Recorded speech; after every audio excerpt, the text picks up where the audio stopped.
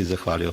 Prosim, zdaj pa prihaja na vrsto gospod Marše, predsednik te mladine.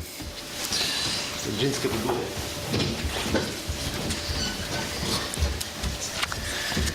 Lepo pozdravljeni, hvala za besedo, hvala tudi za povabilo na to konferenco, ki se mi zdi, da je kar pomembna zadeva. V mesecu juniju je bil v Ljubljani posvet o rodnosti, ki je eden izmed bistvenih demografskih dejavnikov. Jaz bi rekel, da za Slovenijo, državo kot je Slovenija, mogoče celo najpomembnejši. Zato, ker usposobljenih ljudi, ki bi jih lahko pritegnili, manjka tudi v bistveno razvitejših državah, ki lahko tem ljudem ponudijo veliko več kot Slovenija, tako da je naivno pričakovati, da bomo lahko reševali svoj demografski problem s priseljevanjem. Razen, če se bomo zadovoljili pač s tem, da bomo nivo našega razvoja bistveno spustili. Tako da je pravzaprav smo mnogo bolj odvisni od tega, koliko otrok in s tem prihodnosti si zagotovimo sami. Zato sem bil zelo presenečen v predstavitvi stebrov strategije dolgožive družbe, kjer to sploh ni bilo omenjeno. Se pravi, pri zagotavljanju zadostne količine delovne sile je bilo samo priseljevanje in vračanje izseljenih, kar pa se mi zdi, da je nekoliko naivno in se pravi, vnaprej se odpovedati tako pomembni zadevi se mi zdi neodgovorno. No, na tem posvetu, in kar je bilo tudi že danes nekoliko povedano, smo se seznali z nekaj številkami, kako je pač rodnost padala do leta 2003, pa se potem nekoliko dvignila in zdaj od leta 2012 spet nekoliko pada. Ko imamo nekoliko višjo stopnjo rodnosti na žensko, kot je bila prej, se pravi, ko je na videz morda celo zadostna, ampak se moramo zavedati, da so generacije, ki zdaj prihajajo v rodno dobo in so že, se pravi, te iz 90-ih let toliko manjše, da je skupno število rojenih otrok mnogo manjše, kot je bilo pri enaki stopnji rodnosti v preteklosti. Tako da si spet ne smemo s tem metati peska v oči, da smo s tem karkoli rešili. Tam smo zvedeli tudi to, da imajo negativne ukrepi na področju družinske politike praviloma negativne učinke tudi na rodnost. Se pravi, da obe področji sta povezani, da je vpliv pozitivnih ukrepov težko meriti in dokazati, da pa vendarle vidimo, da države, ki imajo že dolgo tradicijo, dolgo časa skrbijo za učinkovito in pa celovito družinsko politiko in pozitiven odnos do družine, imajo tudi pač višjo rodnost kot tiste države, ki tega ne delajo. Zato smo v civilni družbi in v širši javnosti z velikim pričakovanjem sprejeli predlog resolucije o družinski politiki za obdobje 2018 do 2028, ki je bil v javni razpravi do konca preteklega meseca.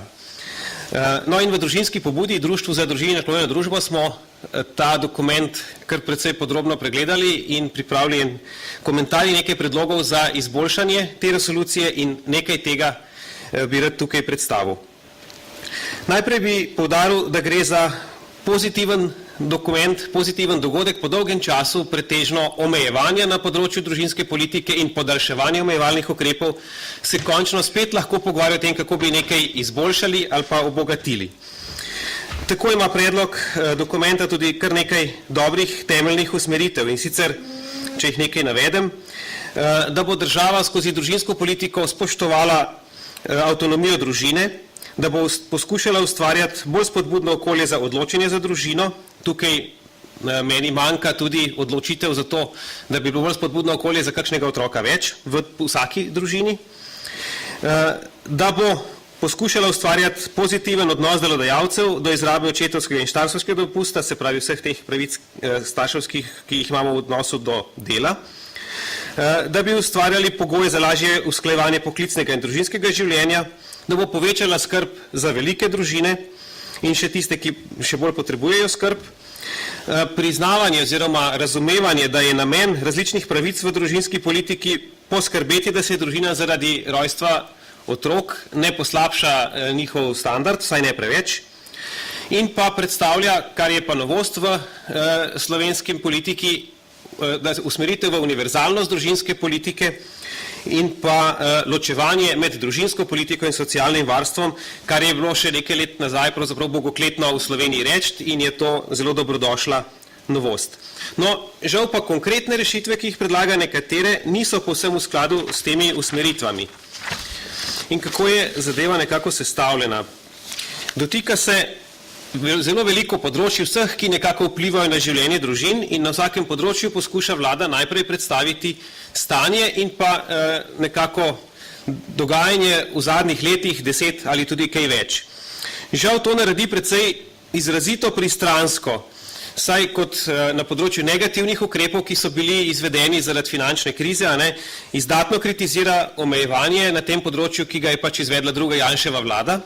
Te ukrepi so bili hudi, tudi mi smo jih takrat močno kritizirali, vendar je pa treba zadevo pogledati celovito in tako se pri prikazu stanja popolnoma izogniti z besedico ne omenje tako imenovane Svetlikove nove socialne zakonodaje, ki je družinam odnesla še več sredstev kot pa ta zloglasni ZUJF, ki je bil pač nekoliko bolj očiten. Razlika je bila predvsem ta, da je Svetlikova zakonodaja bolj udarila po družinah z nižjimi dohodki in velikih družinah, medtem ko ZUJF pa predvsem po tistih, ki so to nekoliko lažje prenesle, pa je bilo še vedno zelo boleče. Predlog resolucije na veliko področjih predvideva, da bi nekatere pravice postale univerzalne. To pomeni vsaj do neke mere neodvisne od dohodkov družine, kar ocenjujemo kot pozitivno in je v skladu s osnovnimi principi družinske politike. Žal pa je v sami resoluciji tudi jasno zapisano, da bo uresničevanje predlogov odvisno od finančnih zmožnosti države. To je sicer logično, je pa res, da je odvisno predvsem od prioritet in je zato tudi možnost prikladnih izgovorov. Zato na podlagi dosedanjih izkušenj lahko pravičeno sklepamo, da vsaj v kratkem času verjetno takih sredstev ne bo na voljo ali pa da bo težko dobiti vlado, ki bi to lahko zagotovila, da bi se to v celoti naredilo. Zdaj, ob tem, kar sem na začetku omenil, da imamo pač tako majhne generacije, ki lahko sploh zagotavljajo otroke, da je za preživetje naših družbenih sistemov nujno potrebno, da bomo imeli več družin in staršev, ki si bodo upali, bodo pripravljeni sprejeti tudi kakšnega otroka več, se pravi 3., morda 4. Zato bi pričakovali, da bo v tej strategiji, oziroma v tej resoluciji, temu namenjeno bistveno več pozornosti, pa je praktično ni. In zato v družinski pobudi kot predlog za izboljšanje te resolucije predlagamo, da bi se ta uvedba te univerzalnosti na teh področjih uvedla nekako inovativno postopno in sicer na tak način, da bi zato, da bi lahko te zadeve poskušali vsaj na nek način reševati, da bi pravice postale univerzalne vsaj za 3. in nadaljne otroke v vsaki družini. Glede na to, da je trenutno takih družin celo manj kot 10%, to ne bi smelo stati preveč, bi pa tem družinam bistveno olajšalo življenje in bi država s tem dala nekako priznanje za njihov nadpovprečni demografski prispevek. To pomeni, da bi bil vrtec za 3. in nadaljne brezplačen, ne glede na to, koliko je otrok hkrati v vrtcu, pa šolska prehrana, pa recimo dijaški dom, pa lažji dostop do državnih štipendij in tako naprej. Lahko pozdravljamo pripravljenost oziroma napoved, da bi ločevali družinsko politiko od socialnega varstva.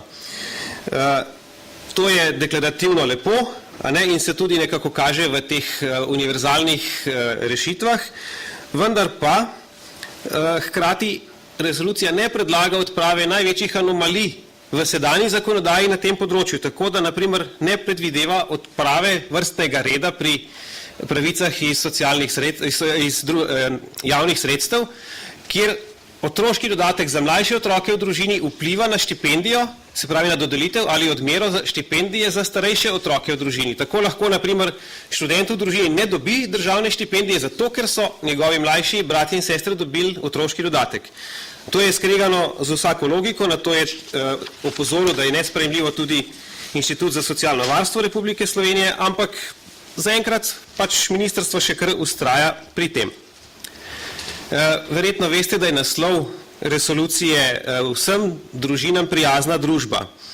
Starši smo seveda različni in vsaka družina ima svoj slog življenja, zato si vsem družinam prijazno družbo predstavljamo kot družbo, ki podpira družine v tej različnosti, se pravi v različnih življenjskih slogih. To pomeni, da ima pozitiven odnos do tistih, kjer se odločijo, da je eden od staršev doma, kot do tistih, kjer sta oba zaposlena, kjer želi nekdo delati s krajšim časom in tako naprej. Se pravi, da imamo različne možnosti in smo v tem podprti, še posebej, če nam to olajša, da smo lahko boljši starši, da boljše vzgajamo svoje otroke in imamo tudi možnost sprejeti kakšnega več.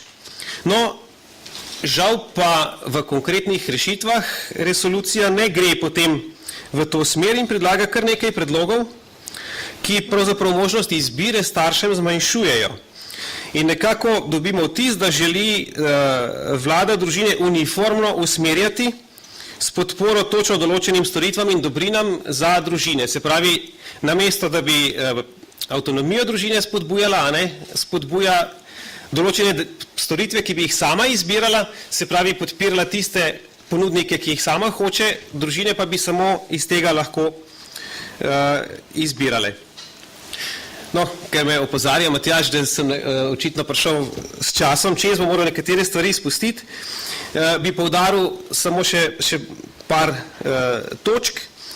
Dokument ima nekaj jezikovnih, verjetno ideološko izvirajočih težav, ko govori neprestano o enakosti med moškimi in ženskami, čeprav otroci vejo, da nismo enaki, seveda pa tudi vejo, da pa smo enako vredni, da moramo biti enakopravni, imeti enake možnosti, ampak tega očitno predlagatelji ne razumejo. Predlaga kar nekaj rešitev za lažje samosvajanje na področju stanovanjskega vprašanja, ampak ocenjujemo, da te niso zadostne in da jih v prvih letih poklicne kariere mladi še ne bi mogli izkoristiti, ker bi bile še zmeraj prezahtevne, in zato predlagamo nekako, da bi našli neko možnost tako imenovanih prvih stanovanj, neka izrazito neprofitna najemna stanovanja za določen čas. Ta določen čas pa bi lahko bil odvisen tudi od števila otrok, ki bi jih te mlade družine tam imele. In pa veliko pozornost namenja, kar je zelo dobro, resolucija o usklajevanju poklicnega in družinskega življenja. Žal pa je premalo konkretnih rešitev pri tem. Veliko govori o zaveščanju delodajalcev, pa nič o spodbujanju delodajalcev, zato, da bi lažje sprejemali izrabo starševskih pravic svojih zaposlenih in to pogrešamo. In če sklenem, predlog resolucije prinaša nekaj spodbudnih usmeritev, nekaj dobrih predlogov, pa tudi nekaj slabih in nekaj premalo konkretnih rešitev. Vemo, da okolica precej vpliva na vsakega posameznika in družino. Kaj s tem mislim? Kdor se druži s srečnimi starši več otrok, je bolj verjetno, da bo tudi sam lažje sprejel kakšnega več. To dokazujejo kar različne skupine v Sloveniji, kjer imajo starši v celotnih skupinah več otrok. Če pa lahko okolica vidi pri konkretni družini, da ima zaradi tega same težave, še posebej tisti, ki ne izvirajo iz nje, ampak iz okolice, potem to najbrž ni spodbudno.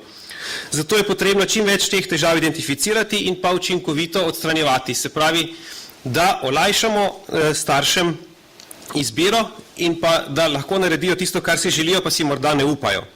Zato upamo, da bo vlada končni predlog vključila boljše in učinkovitejše rešitve, da se bomo starši v Sloveniji počutili bolje, da bomo vsi skupaj imeli več veselja do življenja.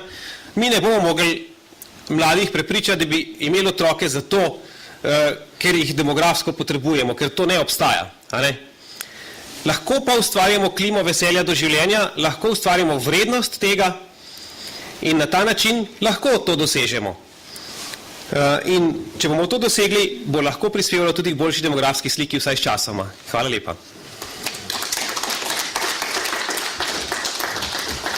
Ima kratko vprašanje mogoče? Mogoče, če to drug odjane. Na vprašanje? Deli? Hvala lepa. Hvala. Se pa prihaja na odar predsednik demografske konference zadnjih 10 let, profesor Maračič. Ja, hvala lepa, Matjaž. Mene res veseli, da nam je uspelo že, kaj to ne dela, letos organizirati 10. konferenco. Aha, bo.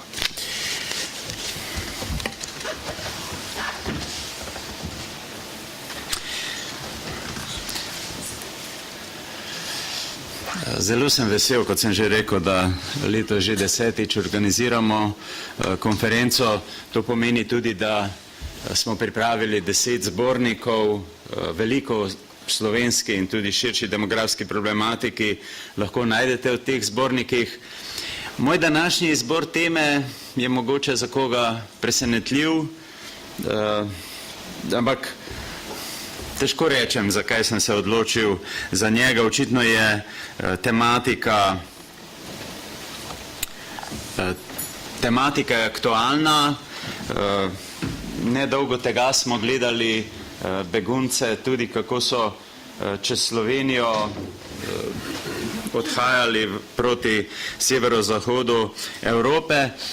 No in nekako sem se vprašal, kaj se je dogajalo v zadnjih desetletjih na tem področju. In sem prišel do teme, da bi bilo zanimivo obdelati to obdobje po koncu hladne vojne. Približno takrat, ko se je Slovenija osamosvojila. Do takrat se je zdel svet veliko bolj statičen, neko ravnovesje moči med dvema svetovnima blokoma mu je to zagotavljalo.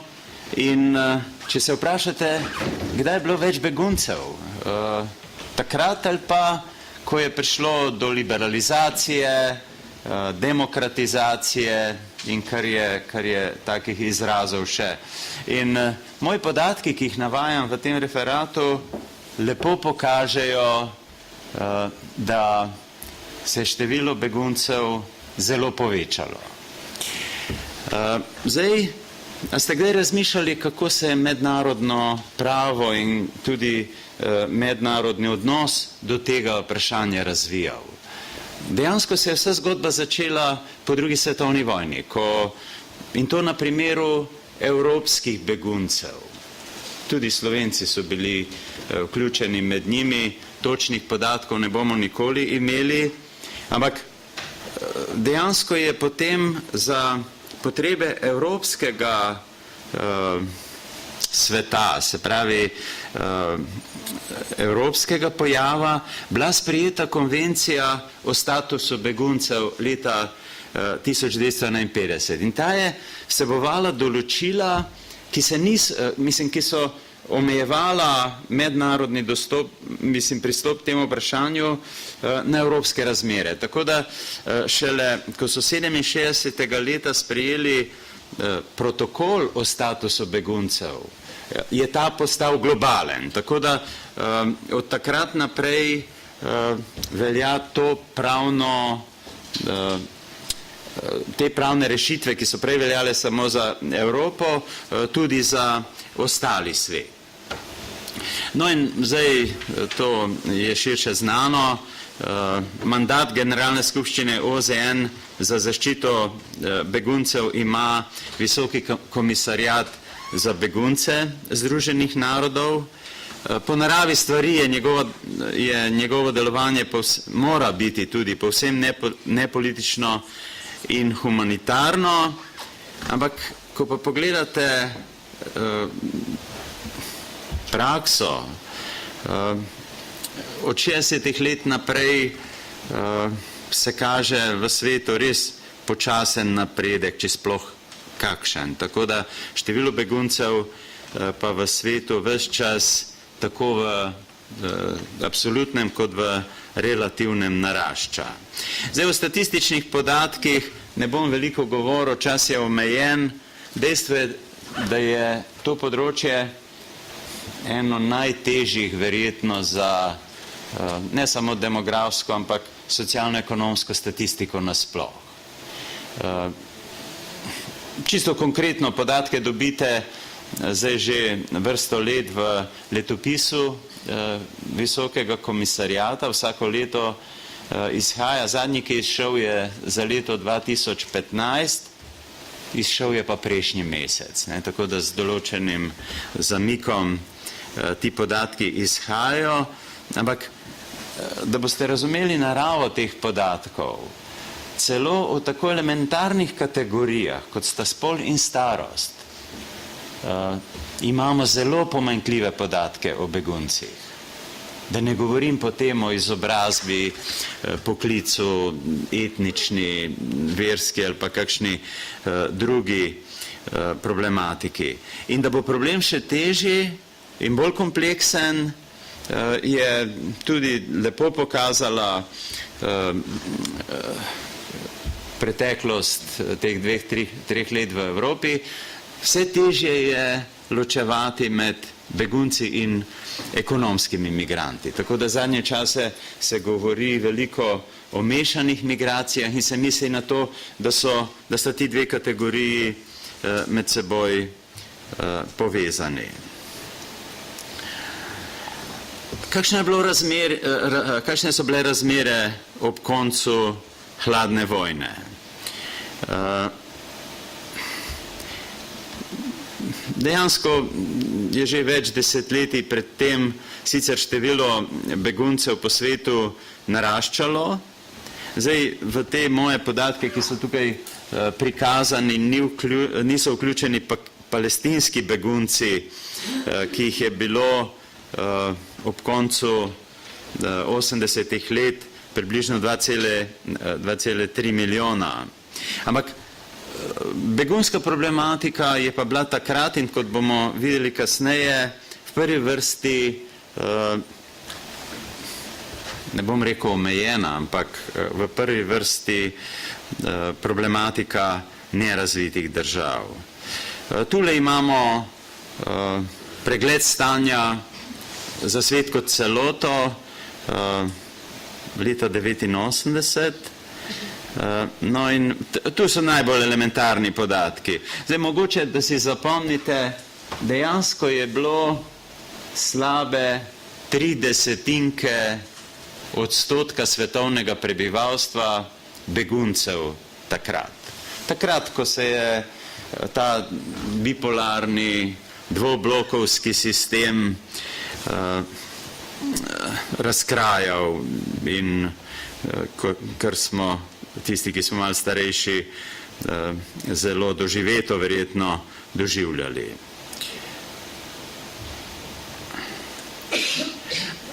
Tule so pa države, ki so bile takrat najbolj prizadete. Zdaj, na koncu, to je v bistvu bolj, to je tudi v promilih, ne? Se pravi, da vmes imate države, kjer je tudi skoraj 8%, recimo v Malaviju takrat bilo beguncev, ali pa v Iranu 5%. Zdaj, med temi državami, to je 10 držav z največjim absolutnim številom beguncev takrat, najdete tudi razvite države, ampak te so gostiteljice beguncev bile, ne? Tja so ljudje pribežali.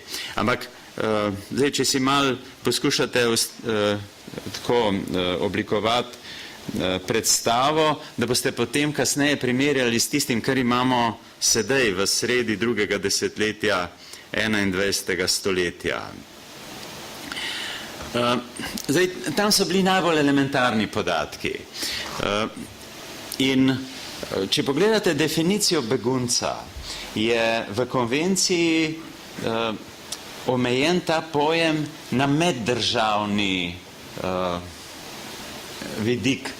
Mi pa imamo tudi zelo številno kategorijo notranje razseljenih oseb. Tako da, zdaj, če gledate ljudi na begu širše, boste videli, da je več teh kategorij, ki so tukaj v prvi alineji te prosojnice našteti, se pravi, imate vrnjene begunce, notranje razseljene osebe, vrnjene notranje razseljene osebe, ljudi brez državljanstva, in ko greste posamezne države podrobneje pogledati, boste videli, da so zelo velike razlike med njimi.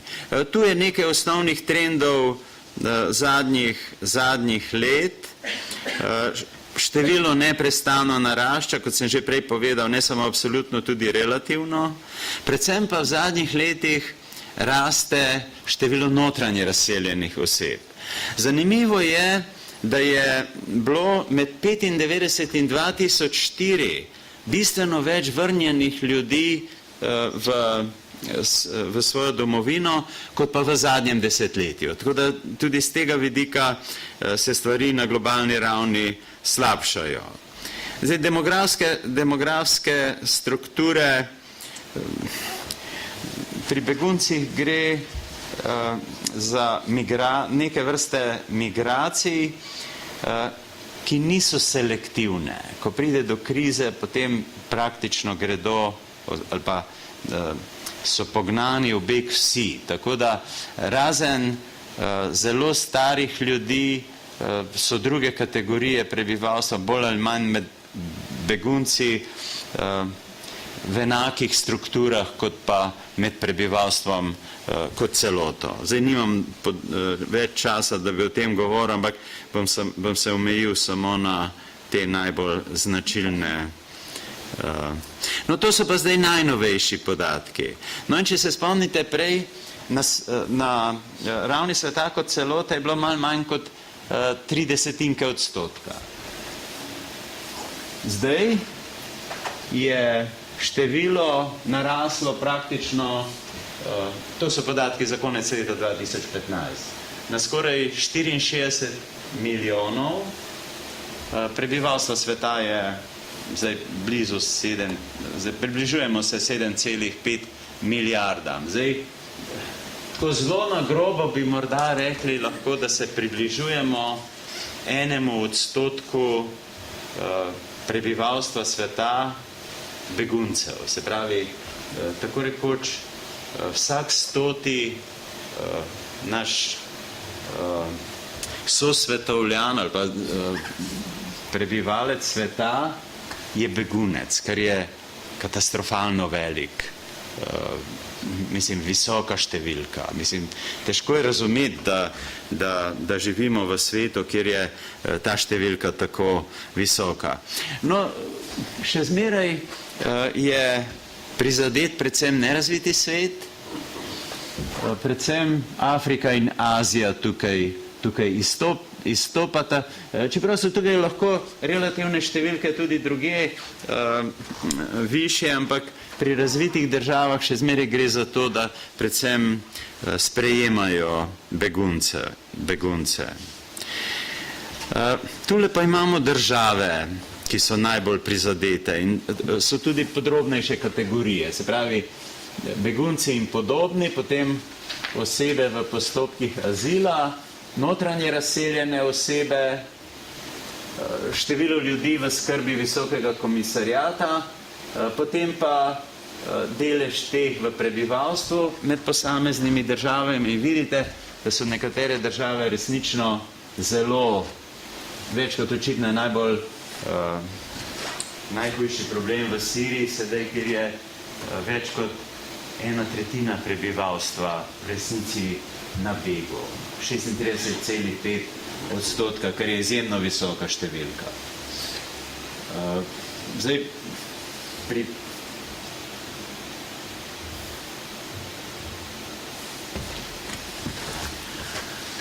nobene razvite države tukaj ni več med njimi. Zdaj, če bi koga to podrobneje zanimalo, v zborniku bo našo 20 držav, tukaj sem jaz prikazal samo 10, no in med temi 20 državami je samo Ukrajina evropska država. To problematiko pa tudi spremljamo v živo, tako da ni treba, da jaz zdaj podrobneje o tem govorim.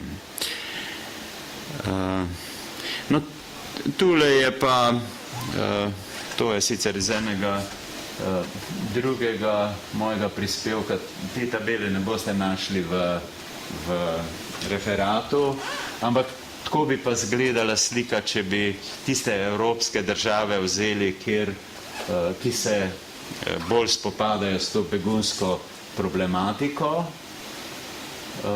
No in tu je na vsak način v ospredju Ukrajina, čeprav slika je pestra, recimo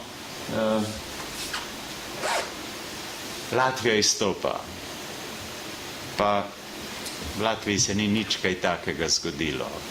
Tam je pa domača politika zakuhala to visoko številko.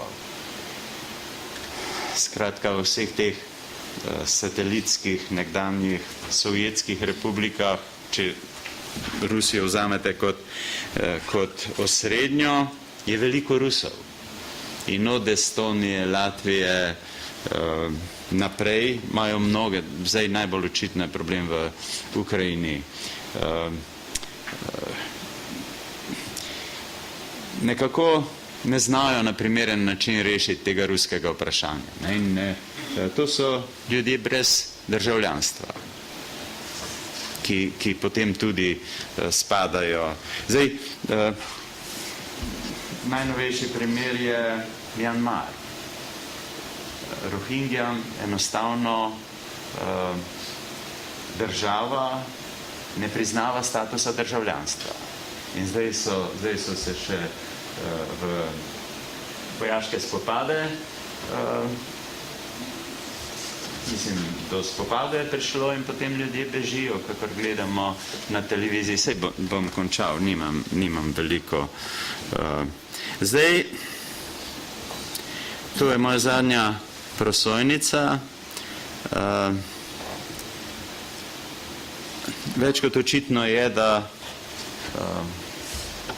je lahko demokracija in to, da lahko vsak dela, kar hoče, pa zdaj ne me čisto dobesedno razumeti, ima lahko tudi veliko nenavadnih posledic. Na begunskem področju je veliko teh slabih posledic tega. Tule v predzadnji alineji vidite, kako je bilo stanje leta 2014 v Sloveniji in sosednjih državah. Tako da Slovenija je v ozadju, mislim, mi nimamo zaenkrat kakega večjega števila beguncev. Pri nas tudi očitno smo se na nek primeren način vključili v to prerasporejanje iz držav, ki so najbolj prizadete, predvsem Grčija in Italija. In prav je, da se Slovenija tukaj, po moje, da se Slovenija tukaj ne izpostavlja, ker to, kar nekatere višegrajske skupine počnejo, po moje ni primerno za članice Evropske unije. Ampak ključno je pa to, ko pride do neke večje krize, recimo tudi katalonska oziroma španska kriza, če tako rečemo, bi lahko zelo hitro se razvila v smeri, ko bi spet dobili neke nove begunce. In mislim, nad tem se pa res moramo zamisliti. Skratka, noben del sveta ni dovolj varen, da ne bi lahko zelo hitro, v nekaj letih, posebej, če so kakšni nepredvidljivi politiki in očitno ta svet ni imun pred njimi, pa mislim še posebej, ko se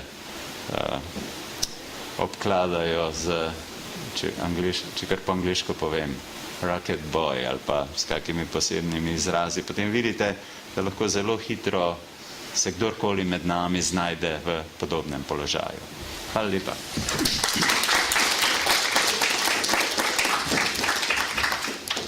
Čas imamo malo, ampak eno zelo kratko vprašanje.